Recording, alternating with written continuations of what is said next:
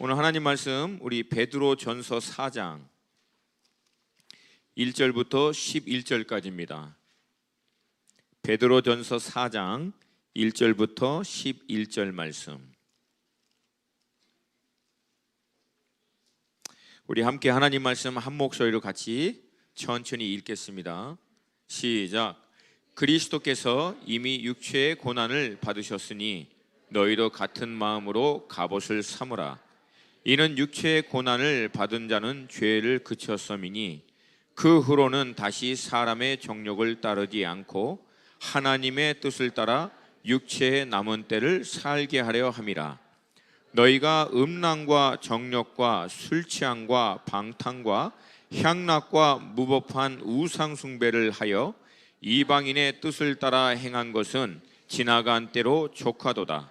이러므로 너희가 그들과 함께 그런 극한 방탕에 다름질하지 아니하는 것을 그들이 이상히 여겨 비방하나 그들이 산 자와 죽은 자를 심판하시기로 예비하신 이에게 사실대로 고하리라.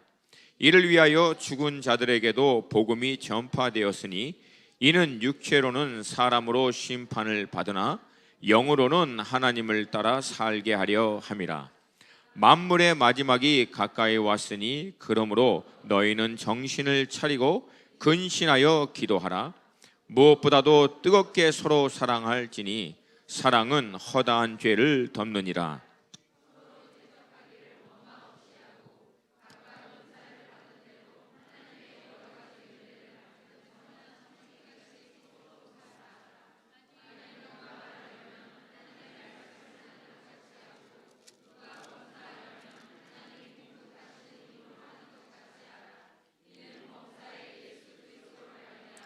하나님이 영광을 받으시게 하려 함이니 그에게 영광과 권능이 세세에 무궁하도록 있느니라. 아멘.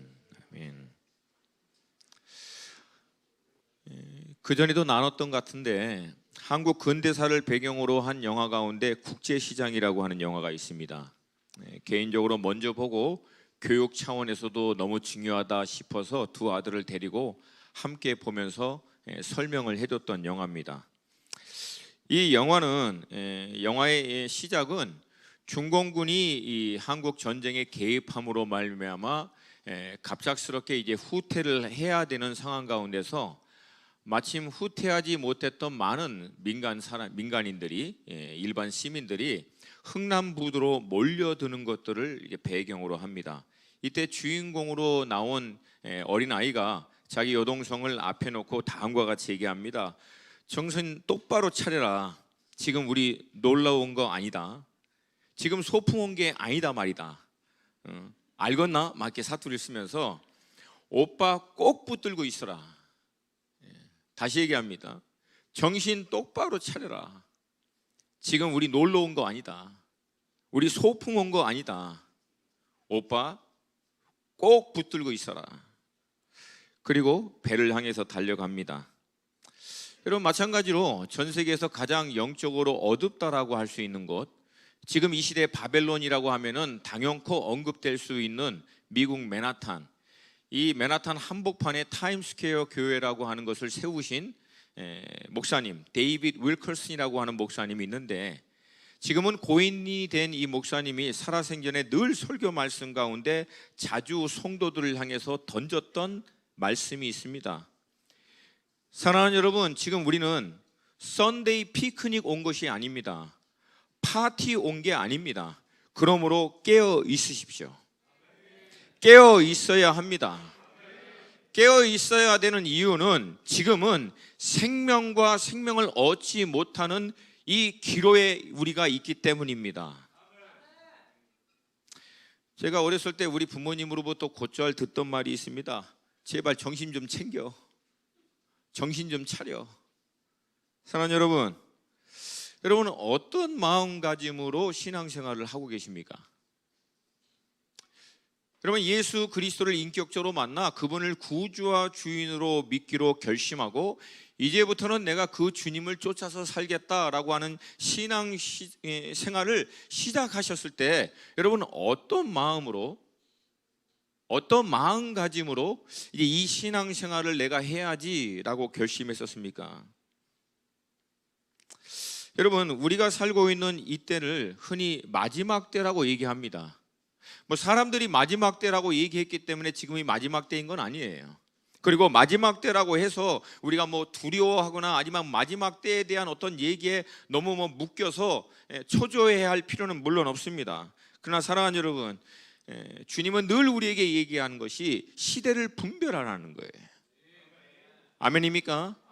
시대를 분별하라는 거예요. 여러분, 다윗이 이스라엘의 전쟁에 들어갈 수 있는 사람들의 숫자를 각 지파마다 계수할 때 모든 지파들은 수천 명, 수만 명인데 이사갈 지파만 딱 300명입니다. 근데 이 이사갈 지파를 향해서 성경은 다음과 같이 언급합니다. 이사갈 지파 가운데서는 시세를 알아, 시대를 이해하고 있어서 백성이 마땅히 해야 할 바를 알고 인솔할 자가 300명이라는 거예요. 여러분, 시대를 분별하는 자들이 사람을 인도합니다. 할렐루야, 할렐루야. 여러분, 지금이 마지막 때인 이유는 성경이 말하고 있는 마지막 때에 대한 예언과 사인이 우리가 살고 있는 이 시대 가운데 실제적으로 성취돼 가고 있기 때문에 우리는 마지막 때라고 얘기하는 거예요. 마지막 때를 역사적으로 가장 쉽게 이해할 수 있는 증거는 이스라엘의 회복입니다.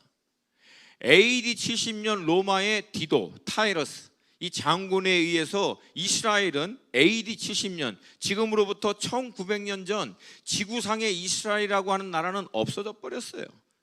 구약에 있는 수많은 선지자들이 예언한 그 말씀대로 종국에는 이방의 수많은 나라 가운데 핍박을 받다가 결국은 AD 70년에 지구상에서 완전히 없어져 버린 겁니다. 근데 여러분, 그렇게 없어진 나라가 구약의 선지자들이 다시 예언했던 회복에 대한 그 말씀 그대로 1900년이 지난 1948년 이 나라가 이스라엘 예루살렘 땅이 다시 회복됐다라고 하는 거예요. 할렐루야, 할렐루야. 서쪽과 동쪽으로 흩어진, 남방에서 북방에서 내 백성을 내놓으라고 얘기하셨던 이 말씀 그대로 하나님이 전 세계에 흩어져 버려 없어졌던 이 나라를 전 세계에서 다 불러서 다시금 회복하셨는데, 이 회복에 대한 많은 예언의 말씀의 시제가 마지막 때라는 거예요. 또한 마태복음 24장을 보면 마지막 때 난리와 난리의 소문, 민족이 민족을, 나라가 나라를 대적하는 일, 곳곳에 기근과 지진이 일어나는 자연재해에 대한 말씀. 여러분, 정치, 경제, 사회적으로 모든 나라와 민족 가운데 난리예요. 뭐 이건 굳이 설명할 필요가 없어요. 엎친 데 덮친 격이라고 자연재해도 이제 인간의 모든 테크놀로지를 떠났습니다. 지금은 더 이상 테크놀로지로 자연재해를 예측할 수가 없어요. 왜? 도처에서 돌발적으로 어디서나 쓰나미와 지진과 이런 볼케이노, 화산이 터져버리기 때문에 더 이상 예측이 안 된다는 거예요. 여러분, 이러한 때 주님은 얘기합니다. 결정적인 사건은 이제 모든 나라와 민족들이 너희들이 내 이름으로 말미암아 이 나라와 민족들에 의해서 미움을 받게 될 거라는 거예요. 여러분, 2000년 기독교 역사 가운데 산발적인 핍박과 어려움은 있지만 지금 20세기 말 21세기를 들어오면서 예수 그리스도를 믿는다라고 하는 이유 하나만으로 이렇게 핍박을 받은 것은요, 초대교회, 우리 처음 교회가 생성될 당시 로마의 많은 황제들에 의해서 핍박을 받고 있던 수준하고 거의 지금이 흡사합니다. 그러므로 여러분, 지금이 마지막 때인 줄로 믿습니다. 그러니까 2000년 전 교회가 시작할 때부터 마지막 때까지 이 흐름을 보면은 기승전결로 볼 때 지금은 결의 마지막 부분에 와 있다라고 하는 거예요. 오늘 베드로도 본문을 7절을 통해서 다음과 같이 얘기합니다. 만물의 마지막이 가까이 왔으니. 여러분, 2000년 전에 이 말씀을 기록한 베드로의 관점에서도 마지막 때라는 거예요, 아니에요? 마지막 때라는 거예요. 그러니까 인류가 하나님에 의해서 창조되고 인류의 역사가 흘러온 모든 흐름을 다시금 얘기합니다. 기승전결로 보면은 이 결인 마지막이 2000년 전에 이미 시작했고 지금은 이 결의 마지막에 끝자락에 와 있다라고 하는 거예요. 왜냐하면 이 마지막에 대한 예언과 많은 말씀이 실제적으로 성취돼 가고 있기 때문이라는 거예요. 그러므로 깨어 있어야 될 줄로 믿습니다.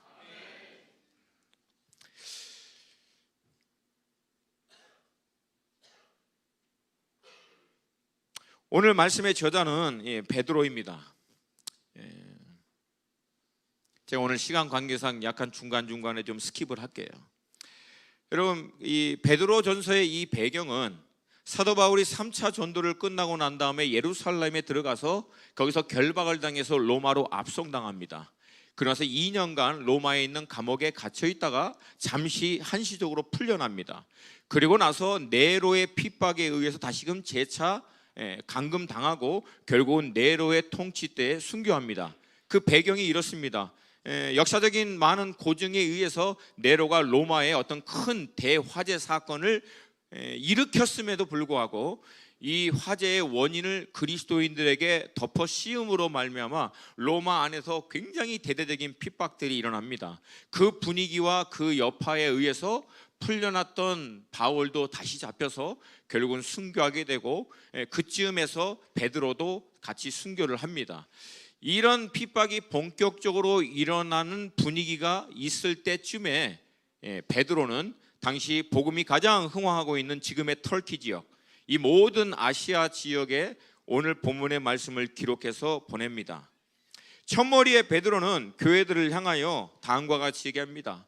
하나님의 택하심으로 말미암아 복음으로 거듭나서 구원의 산 소망을 가진 여러분, 사랑하는 여러분, 하나님의 택하심으로 말미암아 여러분에게 이 구원의 산 소망이 있음을 믿습니다.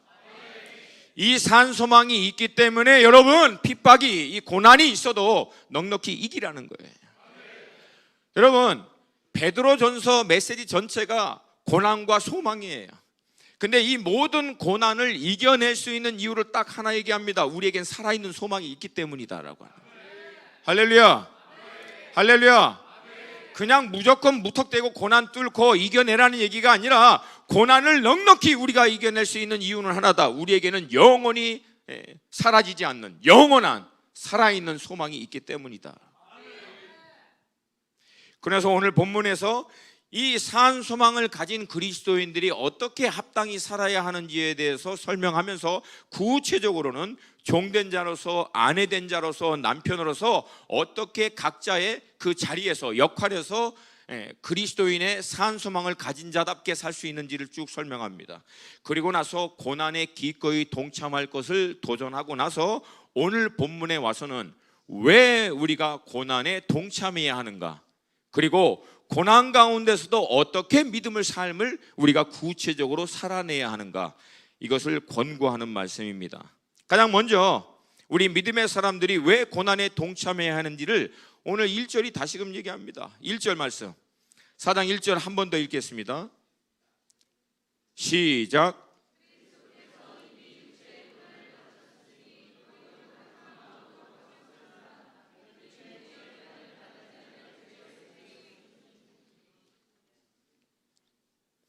헬라어 어순을 따라서 그대로 보면은 오늘 1절 첫머리에는 그러므로라고 나옵니다. 그러므로 앞에는 그리스도께서 고난을 받은 것을 언급하고 있어요. 그래서 다시금 정리하면서 그러므로 그리스도께서도 육체의 고난을 받으셨으니 너희도 같은 마음으로 갑옷을 삼으라. 다른 말로 하면은 마음을 그렇게 무장하라는 거예요. 아멘입니까? 여러분, 그리스도인들이 고난에 동참해야 하는 이유는 간단합니다.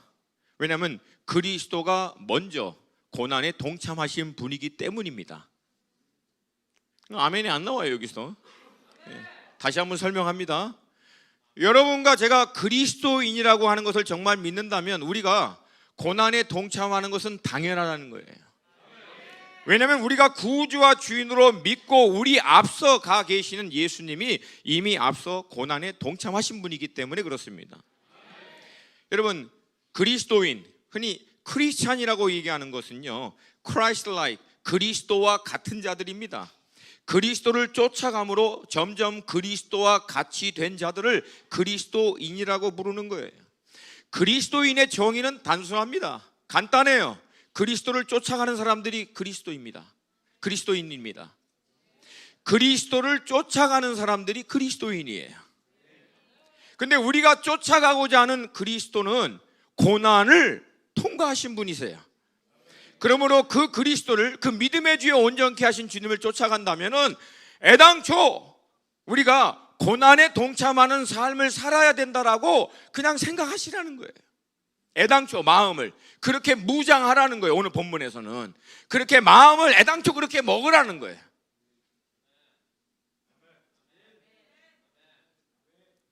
여러분, 그렇게 먹으면 고난이 와도 놀래지 않아요.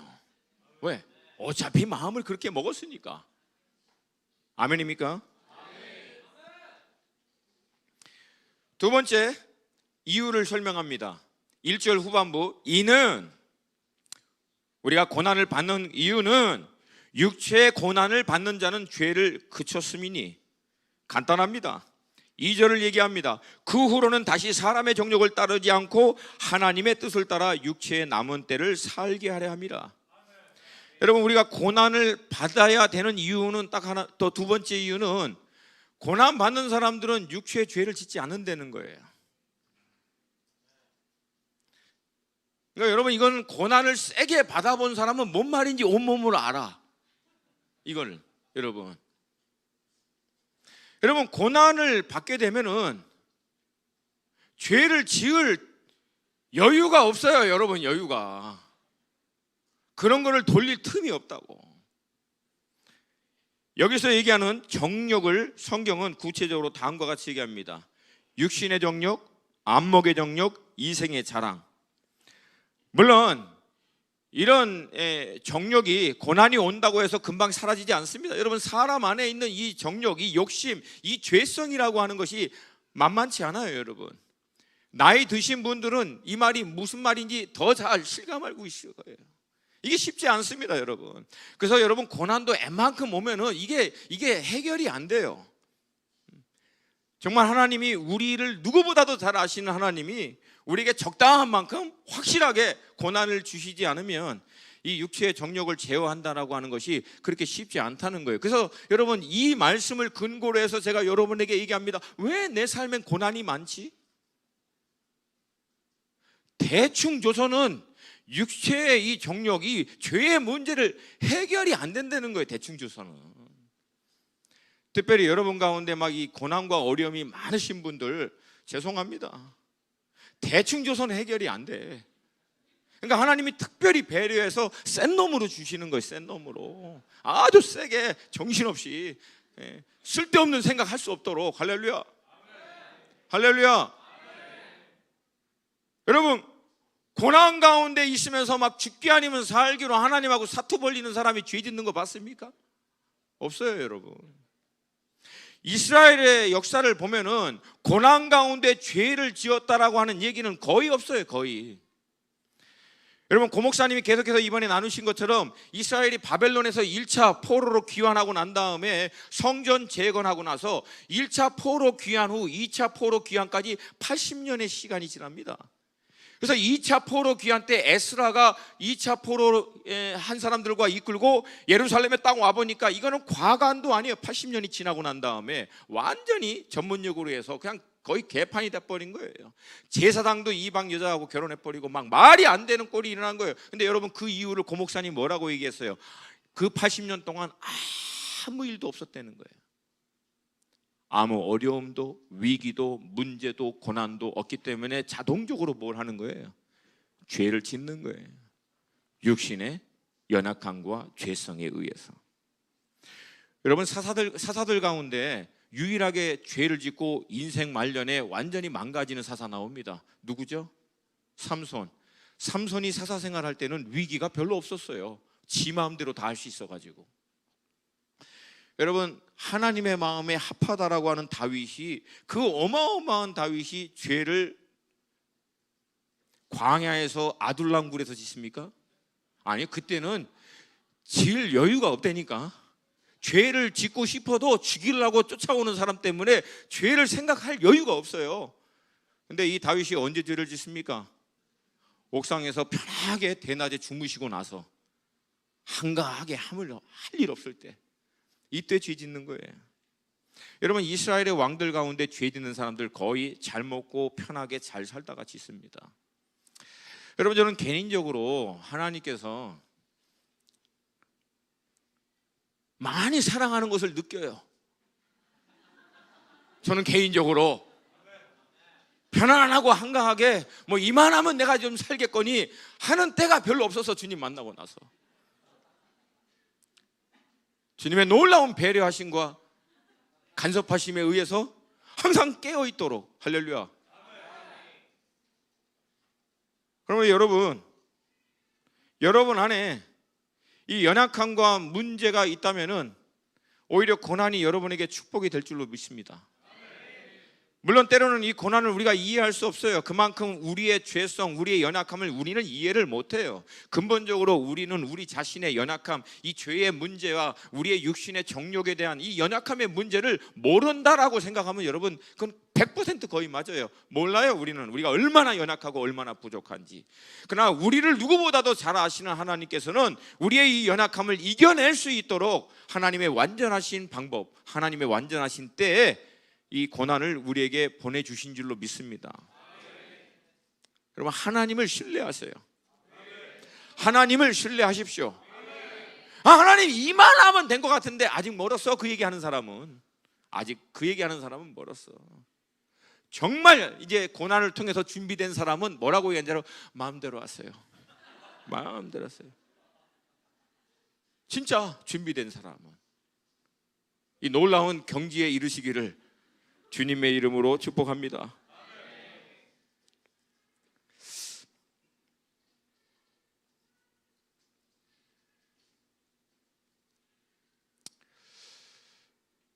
여러분, 그렇다고 우리가 일부러 고난을 초청하거나 고난받는 상황 가운데 들어갈 필요는 없어요. 잠언은 이것을 또 미련한 자라고 얘기합니다. 없는 고난을 일부러 뒤밀어서 들어갈 필요는 없어요, 결코.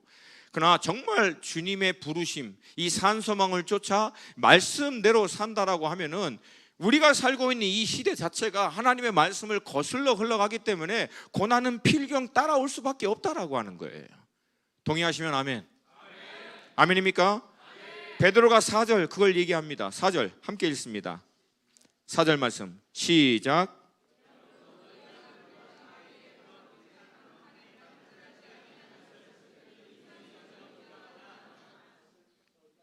주님을 만나기 전에는 이방인의 정의가 성경적으로 뭐냐면 하나님과 아무 상관이 없는 자들이에요.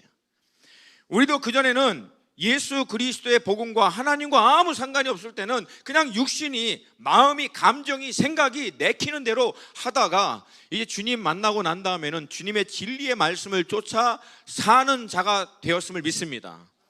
이제 그렇게 살다 보면은 평소 알고 지내던 또 우리 주변에 하나님의 진리의 말씀과 전혀 상관없이 살고 있는 사람들로부터 비방을 받고 고난과 핍박을 받을 수밖에 없다라고 하는 거예요. 모두가 자기 성공하려고 혈안이 되어 있는 때에 나누는 것들을 얘기하는 자 비방받습니다. 여러분, 처음엔 칭찬해 주죠. 아름답다고. 그러나 그 여러분의 섬김을 통해서 자기 것도 나눠야 되는 상황이 오면은 사람들은 공격적으로 변합니다. 너만 할 때는 내가 냅둘 수 있어. 그러나 네가 하는 일이 나에게 영향을 미치면 그때부터는 발끈하는 거예요. 동의하십니까? 모두가 더 많은 것, 더 풍성한 것, 더 많은 것을 가지려고 하는 그때 여러분, 이것들을 더 내려놓으려고 하는 사람들 핍박받습니다. 세상이 요구하는 가치 기준대로, 세상이 요구하는 어떤 그 규격대로 살아야 한다라고 하는 그때 왜 그렇게 살아야 되고 왜 그 가치를 쫓아야 됩니까? 라고 얘기할 때 핍박받는다는 거예요. 경쟁하고 시기하고 다툼으로 내 것 확보하고 챙기려고 하는 사람, 그런 사람이 성공한 사람이고 지혜롭고 민첩하고 삶을 규모 있게 좀 알고 있는 지혜로운 사람이라고 얘기하는 그런 시대 가운데서 여러분, 미련하고 단순하고 어리석게 자기 것들을 나누고 희생하고 사는 사람들 핍박받는 거예요. 자녀들을 교육하는 부분에서도 그렇고 여러분이 직장 안에서 살고 있는 부분에서도 마찬가지예요. 다시 한번 얘기합니다. 여러분이 정말 그리스도인으로서 말씀에 따라 산다면 핍박 반드시 옵니다. 안 오면 문제가 있다는 거예요. 제대로 안 살고 있다는 거예요. 이거는 제가 하는 얘기가 아니라 성경이 하는 얘기예요. 성경의 진리를 거슬러 흘러가고 있는 이 세상에서 말씀대로 살려고 하는데 어떻게 문제가 없을 수 있냐는 얘기예요. 당연히 문제가 있지. 문제가 없는 게 문제지. 따라오십니까? 문제가 없는 게 문제라는 거예요.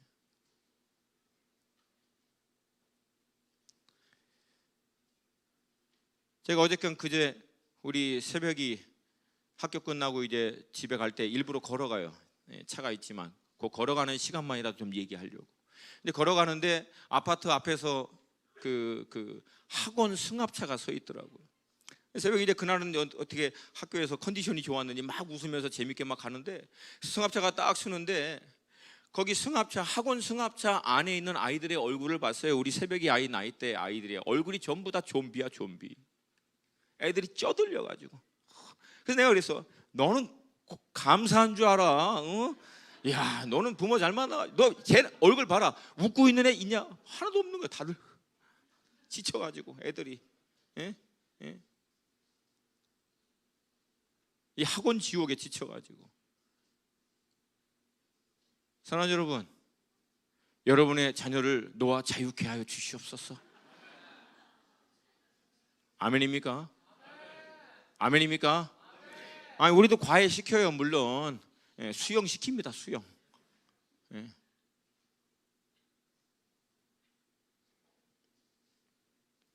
그러나 결론적으로 베드로는 오늘 본문에서 다음과 같이 얘기합니다. 그런 비방과 놀램, 여러분 이 가운데서 살더라도 기억해라. 5절 말씀 함께 읽겠습니다. 시작.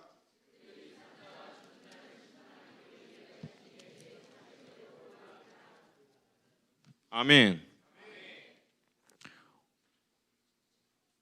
오늘 본문에서 얘기하고 있는 사실대로 고하리라 라고 할 때 이 고하다 라고 하는 것을 쉽게 가면 진술하다 그 뜻이에요.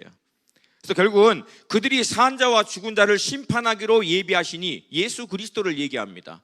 즉 이 예수 그리스도 앞에서 결국은 자기의 삶의 모든 것을 자기가 어떻게 살았는지를 진술해야 되는 때가 올 거라는 거예요. 어떻게 살았는지,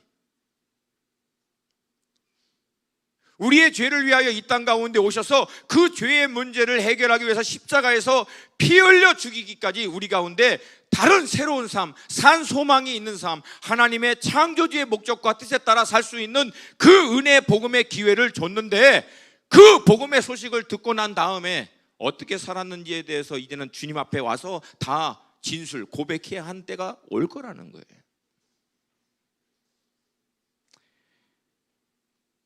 그렇기 때문에 6절에서 얘기합니다. 이를 위하여 죽은 자들에게도 복음이 전파되었으니 이는 육체로는 사람으로 심판을 받으나 영으로는 하나님을 따라 살게 하려 함이라. 이 말씀은 약간 성경 안에서도 난해 구절 중에 하나입니다. 그러나 여기서 여러분 이렇게 좀 약간 이게 뭔 말이지 헷갈리고 이게 혼동될 때는 두 가지 원칙이 있어요. 첫 번째, 성경 전체에서 얘기하고 있는 보편적인 진리의 테두리 안에서 각 구절을 해결해야 돼요. 아멘? 이 말 이해하십니까? 구절 하나만 자꾸 씨름하지 마시고 창세기부터 요한계시록까지 이 보편적인 하나님의 말씀이 어느 진리와 어떤 가르침을 우리에게 주고 있는지에 대한 전체적인 이해의 테두리 안에서 구절을 여러분이 이해하셔야 돼요. 아멘? 두 번째는 전후 문맥, 흐름을 보셔야 돼요. 오늘 본문 6절은 6절 그대로 여러분이 해석을 하면 헷갈리지만 바로 앞에 있는 5절 말씀을 인용해서 보시면 너무 쉽습니다. 5절 뭐라고 얘기했어요? 산 자와 죽은 자를 심판하기로 예비하셨다라고 하는 거예요. 여기서 얘기하는 산 자는 누굽니까? 이 당시에 살아있는 사람. 그러면 죽은 자는 누굽니까? 이미 죽은 사람. 근데 그 죽었는데 어떤 사람이냐면 복음을 듣고 죽었던 사람을 얘기합니다. 그래서 복음 전파를 통해서 예수를 믿고 죽었던 사람, 그런 사람들이 육체로는 사람으로 심판을 받으나, 즉 육체를 가진 사람으로서 결국은 그 육신의 한계에 의해서 결국 육신은 죽게 되지만 영으로는 하나님을 따라 살게 하려 함이라. 주님을 믿고 산 소망을 가진 자로서 이제 베드로가 앞에서 얘기하는 산자와 죽은 자를 심판하는 주님 앞에서 이제 영으로 살아서 자기가 어떻게 살았는지를 진술할 수 있는, 고백할 수 있는 대로 살았다는 거예요. 아멘입니까? 아멘입니까? 여러분, 우리 중에 어느 누구도 죽음을 피해갈 사람은 없어요. 그리고 성경은 우리에게 얘기합니다. 죽는 것은 사람에게 정한 일이지만 죽고 난 다음에는 하나님의 심판이 있을 거라는 거예요. 쉽게 얘기해서 하나님 물어보실 거라는 거예요. 어떻게 살다 왔냐? 사랑하는 여러분, 아이들 찬송에 대해서요, 그때는 내가 할 말이 있어야 된다는 거예요. 아멘입니까? 아멘입니까? 그때 어떻게 살다 왔니? 라고 묻는 주님 앞에서 고백할 수 있는 신앙 고백이 있어야 된다라고 하는 거예요. 여러분, 그때 주님 앞에서 갖고 먹어라 마셔라, 육신이 원하는 대로 그냥 닥치는 대로, 감정이, 충동이, 욕심이 땡기는 대로 살다 오면 뭐라고 얘기하겠어요? 그 주님 앞에서. 아니면 고난을 요리조리 잘 피해서 굉장히 지혜롭게, 굉장히 민첩하게 살다 왔습니다 라고 고백하시겠어요? 아니면 고난과 어려움 때문에 불평하고 원망하고 그 고난에 아주 짓눌려서 결국은 그럭저럭 언젠간 천국 가겠지 넉넉히 있다가 주님 앞에 가서 고백하시겠습니까? 사랑하는 여러분, 저는 지금도 주님 앞에 드리는 기도가 두 가지가 있어요. 첫 번째는, 만약에 하나님, 내가 하나님과 사람들이 볼 때 고범죄를 짓고 큰 죄를 짓고 주님 앞에 다시 설 때 정말 부끄러워서 설 수 없는 그런 죄를 혹시라도 내가 지을 듯 싶으면 그 죄 지로 가는 거기에 번개를 떨어뜨려 주세요. 내가 차라리 죽어서 주님 앞에 그냥 가버리는 게 낫지, 이 큰 죄 짓고 주님 앞에서 도저히 염치 없어서 부끄러워서 죄송해서 저 가지 못하겠습니다. 여러분, 저는 이거 심각하게 기도합니다. 그냥 한번 하나님 앞에 던지는 얘기가 아니에요. 왜냐하면 내가 그 주님 봐야 돼요. 그날은 주님의 두 눈을 내가 직접 봐야 한다고요. 나를 위하여 피 흘리신 예수님을 내가 직접 만나야 한다는 거예요. 얼굴과 얼굴로. 그리고 그 주님이 나한테 물어볼 거라는 거예요. 너 어떻게 살다 왔냐? 나는 너를 위해서 피 흘려서 하나님이 너를 창조하신 목적에 따라 정말 인간답게, 사람답게 살도록 회복하기 위해서 나의 모든 것들을 주어서 너의 삶을 사서 값으로 사서 회복시켜 놨는데 너는 이 복음 듣고 어떻게 살아왔냐? 근데 죄 짓다 왔습니다. 어떻게 얘기하겠어요? 죄와 피 흘리게 싸우다가 죄에 이겨서 몸부림치다가 주님 뜻 살려고, 그거 주님 뜻 쫓아 살려고 살다가 왔습니다라고는 고백은 해야 될 거 아니에요. 동의하시면 아멘. 다시 얘기합니다. 여러분, 신앙생활 피크닉 하는 거 아니에요. 여가생활 하는 것도 아니에요. 여러분, 사단은 24시간 대기입니다. 베드로가 얘기할 때 우는 사자와 같이 기회만 오면 우리를 쓰러뜨리려고 하는. 여러분, 이런 살벌한 광경에서 어떻게 우리가 편하게 있을 수 있어요? 물론 그리스도 예수 안에 있는 조이, 그리스도 예수 안에 있는 샬롬, 그리스도 예수 안에 있는 자유함, 이거를 놓치라는 얘기가 아니에요. 그러나 깨어 있어야 한다라고 하는 거예요. 깨어서 살다가 주님 앞에 설 때는 그 주님 앞에 고백할 수 있는 것이 있어야 한다라고 하는 거예요. 두 번째는, 여러분, 저는 고난이 없는 삶을 두려워하지 않습니다. 고난이 있는 삶을 두려워하는 게 아니에요. 고난, 문제, 어려움, 역경, 이거는 여러분 25년 동안 늘 신실하게 저를 따라온 거예요. 여러분, 고난을 두려워하는 게 아니에요. 근데 여러분, 제가 정말 두려워하는 게 뭔지 아세요? 아무 소망이 없는 인생, 아무것도 뭐 하나 제대로 못하는 인생, 주님 앞에 가서 아무 고백도 할 수 없는 인생으로 그렇게 내 인생 끝나버릴까 두려워요. 그게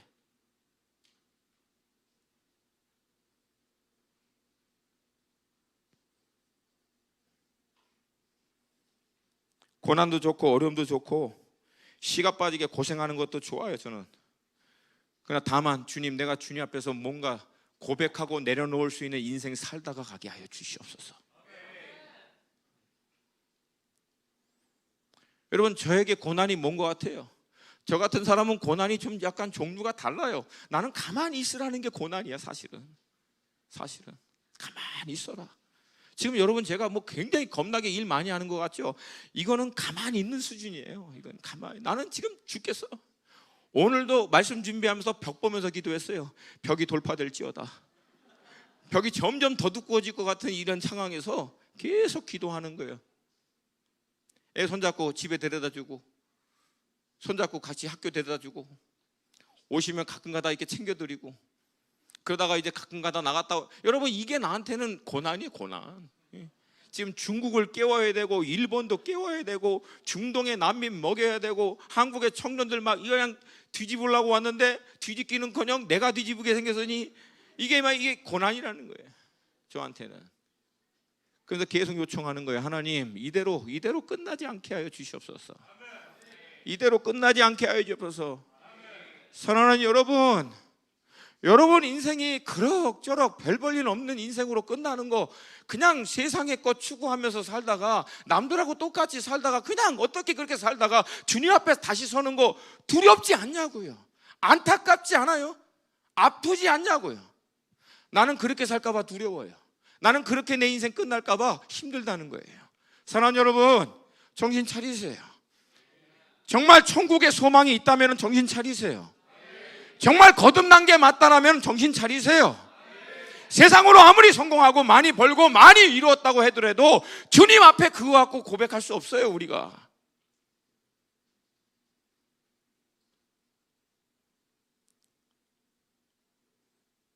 특별히 어려운 가운데 있는 여러분들에게 이 말씀을 드리는 것이 저한테는 마음이 힘들어요. 왜? 뻔히 알고 있으니까. 그럼에도 불구하고 여러분, 그 고난과 어려움이 여러분을 짓누르도록 허락하지 마세요. 믿음으로 끊임없이 돌파하세요. 선포하세요. 하나님 살아계십니다. 하나님 역사하십니다. 하나님 나를 드립니다. 내 영혼아 깨어날지어다.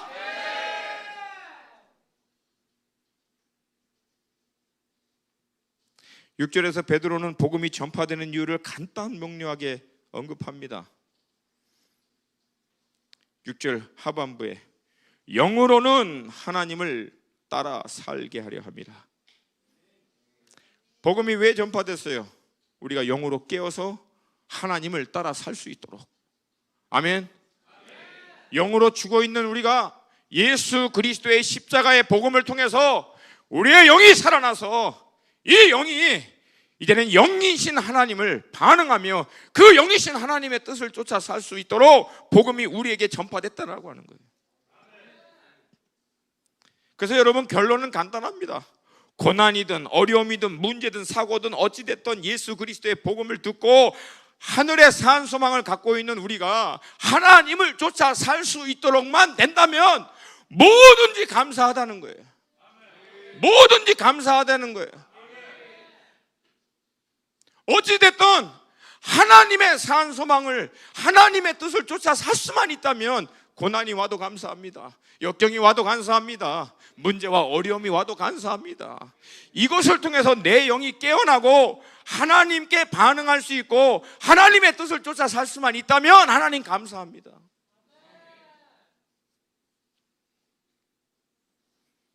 죄송해요 여러분, 편안하고 복받고 많은 것 누리면서 살고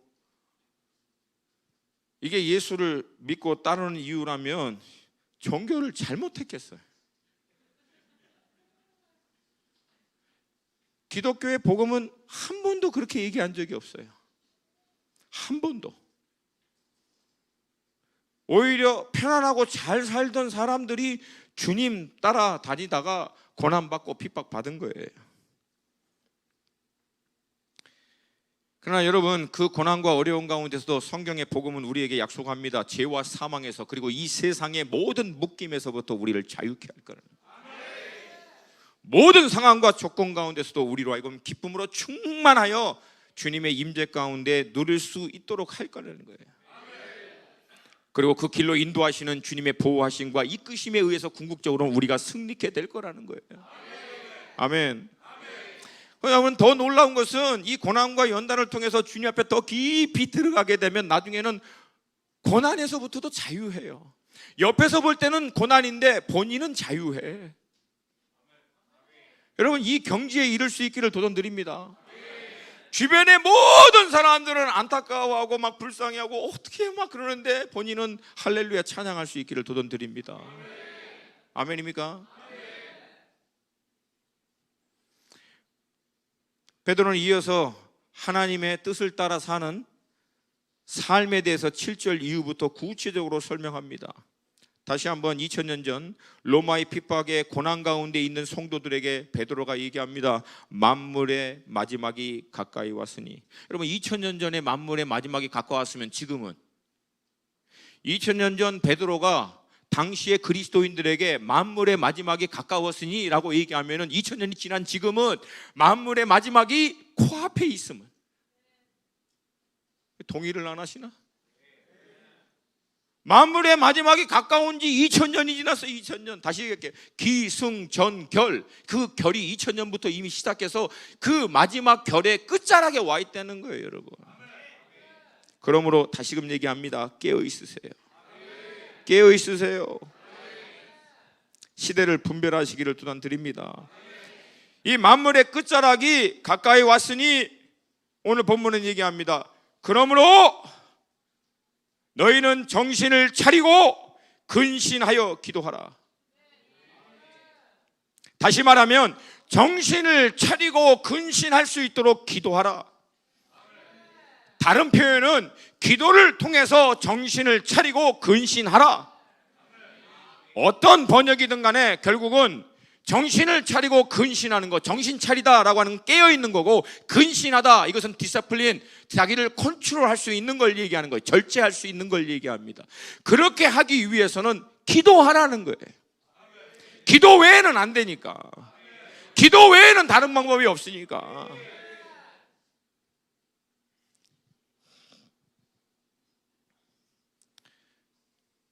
여러분, 기도는 지금도 저한테도 힘들어요.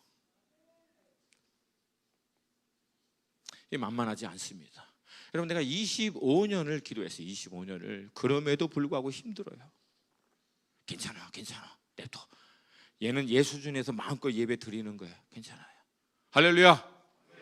주의 영이 계신 곳엔 자유함이 있음을 믿습니다. 여러분, 25년을 제가 기도했는데 기도 지금도 저한테 안 쉬워요. 의지적으로 의도적으로 기도하는 자리를 찾아가지 않으면 저도 힘들어요. 계속해서 저를 쳐서 기도하는 자리에 저를 앉혀놓습니다. 지금도 25년을 했는데 몸에 배어 있어야 될 만도 한데, 물론 배어 있죠. 배어 있으니까 계속 그 자리에 나가겠지만 여전히 저의 의지와 노력과 발버둥이 아니고는 안 돼요. 이게 왜 그러냐면 기도하면 깨어나기 때문에 그래요. 기도하면 돌파가 되기 때문에 그래요. 기도하면 영이 살아나기 때문에 그래요. 그러니 여러분, 사단의 입장에서, 귀신의 입장에서는 얼마나 기도하는 자리를 성도가 못 나가도록 막겠습니까? 모든 합당한 이유와 환경과 문제를 총동원해서라도, 너 오늘 힘들잖아, 지쳤잖아, 오늘 이런 거 뭐 이런 모든 걸 동원해서 여러분으로 하여금 오늘 기도 안 해도 된다라고 하는 모든 설득과 이유를 제공한다는 거예요. 여러분, 그 모든 것들을 돌파하시기를 도전드립니다. 사단아 물러가라. 사단아 물러가라. 여러분, 제가 개런티 할 수 있어요. 예언할 수 있어. 기도 안 하면 여러분 반드시 죽습니다. 영적으로. 여러분, 제가 다시 한번 심각하게 여러분에게 얘기합니다. 여러분, 교회 생활 20년 30년 했고 그동안 얼마나 기도 많이 했고 얼마나 신앙생활 제대로 했는지 아무 상관없어요. 지금 안 하면. 지금 안 하면. 기독교 신앙은 여러분 과거에 했던 걸로 쌓아놓고 뭘 하는 게 아니에요. 왜? 이것은 릴레이션십이에요. 릴레이션십. 살아있는 하나님과의 영적인 인격적인 교제를 통해서 이거는 성장하는 것이 기독교의 본질입니다. 그렇기 때문에 그 전에 잘해왔는데 지금 안 한다, 그럼 여러분 그 릴레이션십은 깨지는 거예요. 막히는 거에 문제가 생기는 거라고. 그러므로 사랑하는 여러분, 지금 기도하는 자리에 나가세요.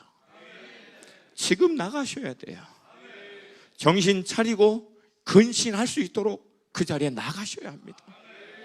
여러분, 안 그러면 죄송해요, 죽습니다. 여러분, 안 그러면 죽어요. 여러분, 반드시 죽습니다. 여러분,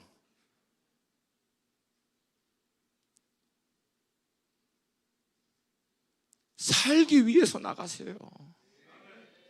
여러분이 살고 여러분의 가정이 살고 우리 공동체가 살고 민족이 살고 열방이 살기 위해서 기도의 자리 가운데 나아가세요.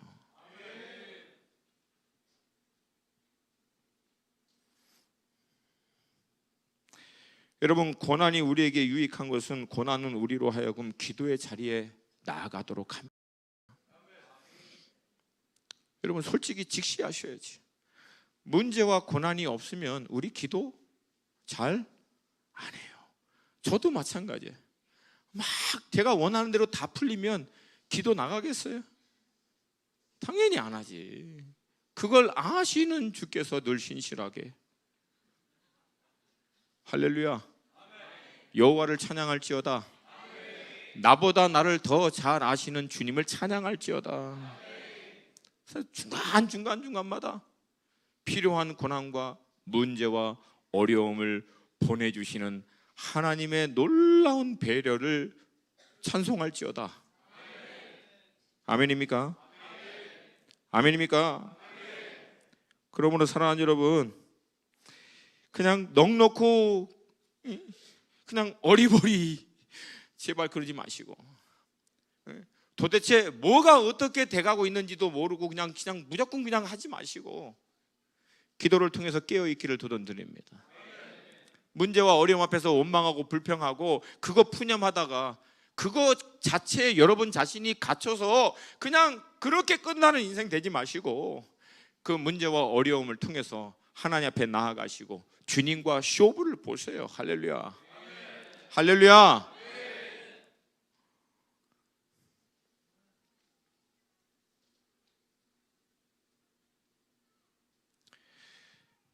또한 8절을 이렇게 얘기합니다.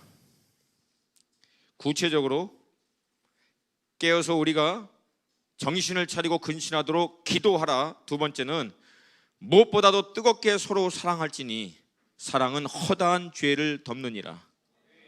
그리스도 예수의 복음으로 말미암아 하늘의 산 소망을 갖고 있는 우리들이 구체적으로 삶의 현장 가운데서 실천해야 할 가장 중요한 것을 대라면은 주저없어요. 사랑입니다. 사랑하라는 거예요. 아멘입니까? 여러분, 사랑하면 우리가 떠오르는 성경 말씀이 있어요. 뭐예요? 고린도전서 13장. 자, 여러분, 고린도전서 13장의 앞자락과 마지막을 제가 여러분에게 읽어드릴게요. 오래 참고 온유하며 시기하지 아니하며 마지막으로 가면 모든 것을 참으며 모든 것을 믿으며 모든 것을 바라며 모든 것을 견디느니라. 그러면 여러분, 성경적으로 사랑하는 것은 뭐예요? 참고 견디는 거야. 근데 오늘 본문은 뭐라고 얘기했어요? 무엇보다도 서로 사랑할지니 라고 얘기하지 않았어요. 자, 묵상하는 방법 중요한 거 가르쳐 줍니다. 서로 사랑할지니 앞에 뭐예요? 뜨겁게, 전문용어로 겁나게. 뭐예요? 적극적이라는 거예요. 열정적으로. 소극적이 아니라 적극적으로, 열정적으로 서로 사랑하라는 거예요. 다른 말로 하면 뭐예요? 서로 오래 참아 주라는 거예요. 서로 용납해 주라는 거예요. 서로 인내해 주라는 거예요. 서로 받아주라는 거예요. 사랑해요. 이게 아니야. 힘들어, 어려워, 막 복장이 터져. 그래도 어떻게 하라는 거예요? 참아주라는 거야. 언제까지? 하나님이 변화시킬 때까지. 근데 여러분, 그리스도 예수 안에 있는 소망은 뭐예요? 반드시 변화돼. 주님 올 때는 변화돼. 최소한. 할렐루야. 그래서 천국에서는 그 모습을 안 봐도 돼. 왜? 완전하게 변화되니까. 할렐루야. 이게 산소망이잖아요, 여러분. 아멘입니까? 여러분, 그리고 내가 누구 변화시키려고 하지 마세요. 내가 누구 변화시키려고 해서 변화된 사람 있으면 얘기해봐. 여러분, 나는 25년 동안 내가 변화시키려고 했다가 내가 변화된 게가 많지, 걔가 변화된 게는 거의 없어. 내가 변화되지 오지요. 안 돼요, 여러분. 우리는 뭘 시켜요? 우리는 사랑해 주는 거예요. 오래 참아주는 거라고, 인내해 주는 거라고요, 용납해 주는 거라고요, 그냥 받아주는 거예요. 하나님, 저 영혼을 하나님 만져주세요. 그러면서 받아주는 거예요. 그냥.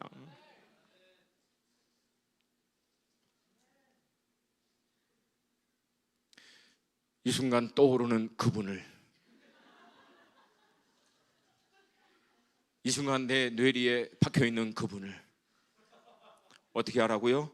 오래 참아주고 온유하게 대하고 시기하지 아니하고 모든 것을 참으며 모든 것을 믿으며 모든 것을 바라며. 제가 오늘 묵상하다가 이거 놓고 기도했어요. 모든 것을 바라며.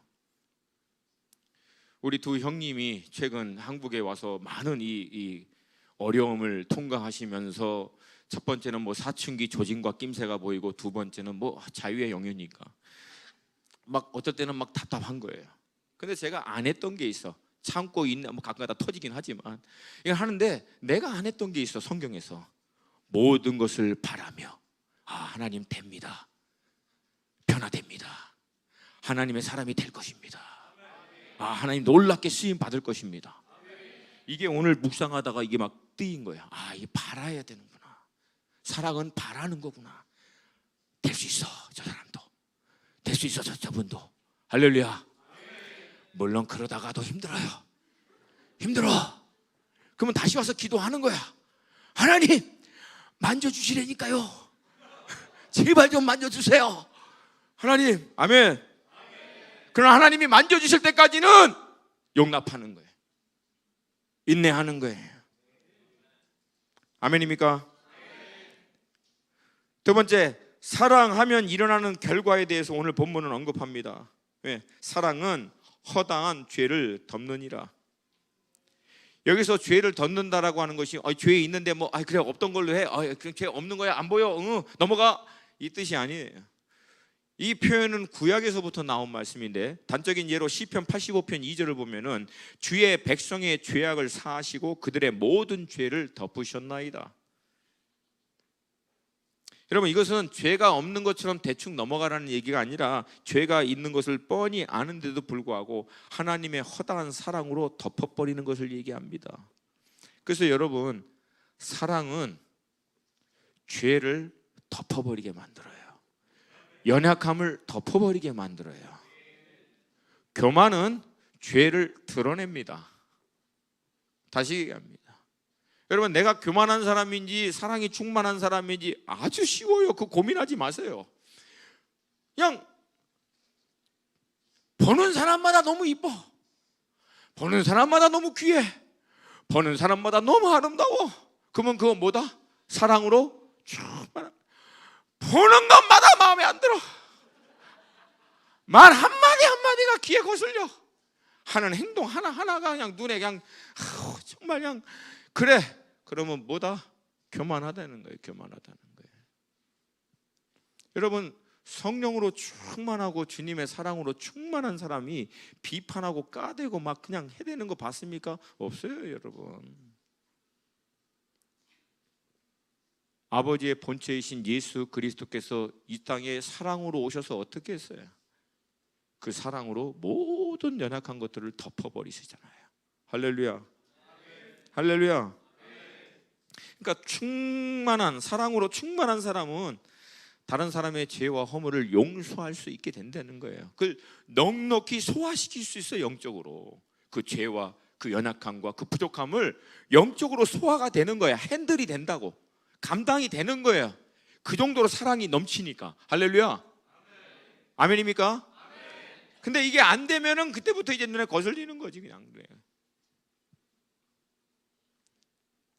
동시에 여러분, 그런 사랑으로 충만한 사람은 자기 안에 있는 연약함에서도 하나님의 이 허다한 사랑으로, 물론 그 죄로 인하여 아파하고 그것으로 인해서 하나님 앞에 좀 몸부림치기는 하지만 결국은 복음의 진리로 말미암아 자유케 되고 그 놀라운 사랑으로 말미암아 하나님의 은혜 자리 가운데로 들어가게 될 줄로 믿습니다. 세 번째로 9절에서는 대접하기를 원망 없이 하고. 간단합니다. 대접할 때 궁시렁거리지 말라는 거예요. 누구 뭐 대접하고 뭐 이렇게 섬길 때 그냥 궁시렁 이런 궁시렁 그냥 뭐 하지 말라는 거예요. 하지 말라는 거예요. 여러분, 저는 이게 삶의 소신이, 이게 철학이 있어요. 뭐냐면 뭘 하든 즐겁게 하라는 거예요. 뭘 하든 적극적으로 하라는 거예요. 안 하려면 말고. 안 하려면 말고. 여러분, 가끔 가다가 이 세븐일레븐이나 뭐 이런 데 가면은 거기 점원들 일하는 때 그냥 얼굴 약간 500원이에요. 500원이에요.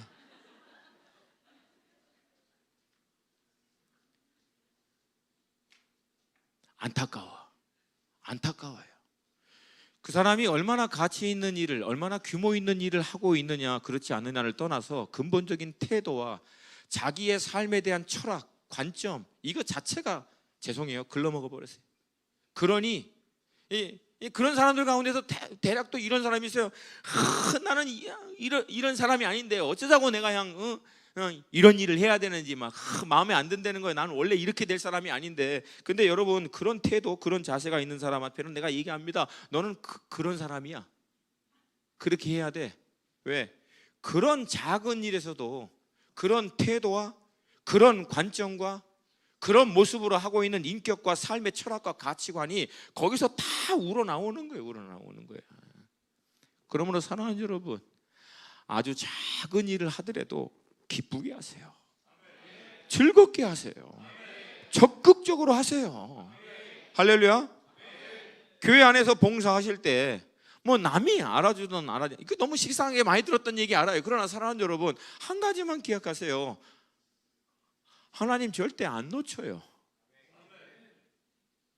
여러분, 이거 믿으십니까?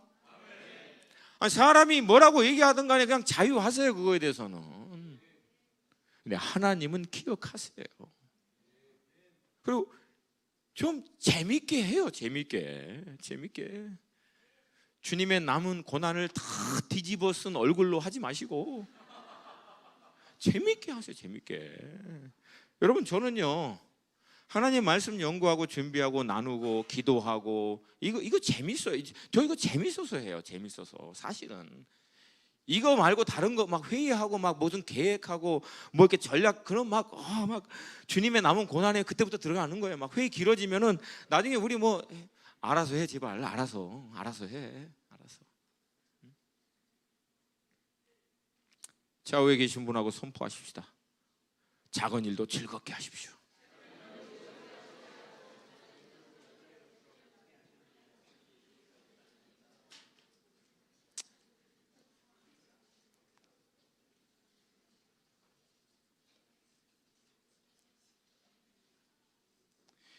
시간이 많이 지나서 하여튼 뒤에 많이 나와요. 잘하라는 얘기야. 결론은 잘하라는 거야. 왜? 산소망이 있으니까. 아멘입니까? 아멘입니까? 아버지 하나님의 그 은혜로 말미암아 이제 산소망을 갖고 있는 여러분, 이 산소망이 있기 때문에 이 산소망을 갖고 천국을 바라보고 있는 사람으로서의 합당하게 살으라는 거예요. 왜 절망하냐고. 산소망이 있는데. 끝이 아니에요. 이 땅이 끝이 아니라고. 이 땅이 고난이 끝이 아니라고. 문제가 끝이 아니라고. 어려움이 끝이 아니라는 얘기예요.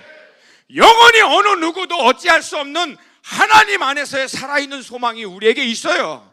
하나님의 나라의 유업을 이어받고 그 유업을 위해서 산 자들을 위해서 하나님이 예비하신 천국의 상금이 있다는 거예요. 그러므로 고난도 넉넉히, 문제와 어려움도 넉넉히 이겨낼 수 있는 여러분이 되시기를 도전드립니다. 그런 우리의 삶을 통해서 예수 그리스도로 말미암아 하나님이 영광을 받으시게 하려 함이니, 그런 우리의 삶의 궁극적인 목적은 하나님께 영광을 드리는 거예요. 그리스도 예수 안에서 산 소망을 갖고 있는 사랑하는 그리스도인 여러분, 고난이 오더라도, 문제와 어려움이 오더라도 오히려 하나님을 찬양하세요. 왜? 그 고난은 나로 하여금 죄짓지 않게 하고 주님이 앞서 가셨던 그 고난의 길에 동참하는 길이기 때문에 그 고난 넘어 부활의 놀라운 면류관을 바라보신 주님이 그 고난을 넉넉히 이기신 것처럼 그리스도 예수로 말미암아 이 부활과 하늘의 유업의 소망을 갖고 있는 여러분, 넉넉히 이기십시오. 이기십시오. 그리고 이 산 소망을 갖고 있는 자답게 뜨겁게 서로 사랑하시고 기쁨으로 봉사하시고 섬기시고, 할렐루야.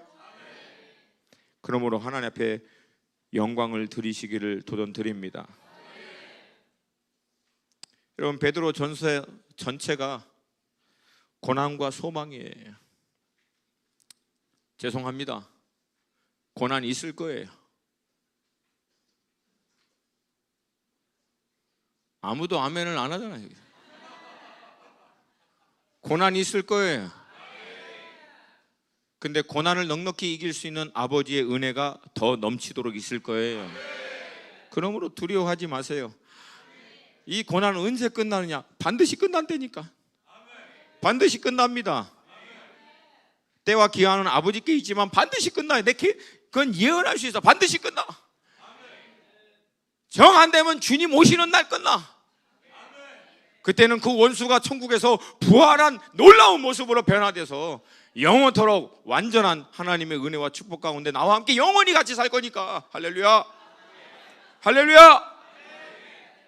영원히 부활된 몸으로. 할렐루야.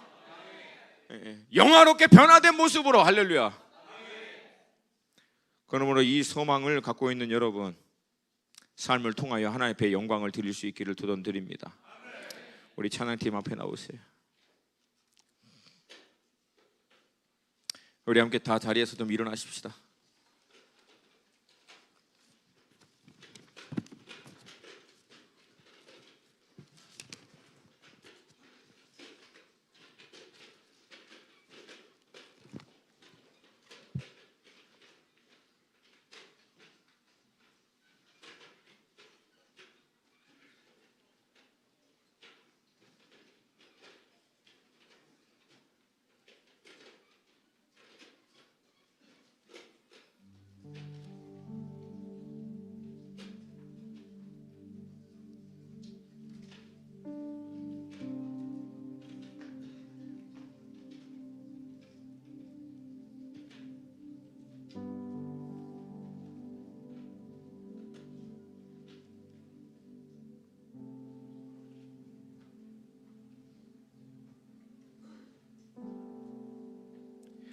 고난이 우리 가운데 고난인 이유는 고난이 소망보다 우리 가운데 더 크게 보이기 때문에 그렇습니다.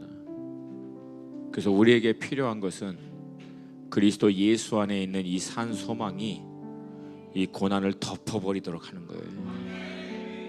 하나님, 우리의 눈을 열어 예수 그리스도로 말미암아 믿는 자에게 주신 이 산 소망의 그 놀라운 이 풍성함과 그 은혜와 그 넘쳐남이 계시되게 하여 주시옵소서. 우리의 전 인격으로 영으로 깨달아 알 수 있도록 하여 주시옵소서. 그러므로 고난 앞에서도 두려워하지 않고 주저하지 않게 하시고 고난 너머에 있는 더 큰 산 소망으로 말미암아 하나님 넉넉히 이기게 하여 주시옵소서. 감당할 수 있도록 하여 주시옵소서. 단순히 이 고난을 이겨내는 수준에서 머물지 않게 하시고 이 고난 가운데서도 이 산 소망을 갖고 있는 자로서의 합당한 삶을, 그래서 하나님의 영광을 고난의 한복판 가운데 오히려 드러낼 수 있는, 그래야 우리를 핍박하고 고난받게 하는 모든 상황과 환경 가운데 있는 사람들의 모든 입들을 닫아버리고 하나님 앞에 영광을 돌 수 있는 놀라운 반전을 하나님이 행하시옵소서. 그리고 영광을 받으시옵소서. 영광을 받으시옵소서. 하나님께 영광을 드릴 수 있는 삶으로 나를 인도하시옵소서. 강권하여 주시옵소서. 산 소망의 계시가 내 안에 열릴지어다. 예수 그리스도 안에 있는 산 소망의 계시가 열릴지어다. 이 산 소망의 확신이 모든 고난과 문제를 덮어버릴지어다.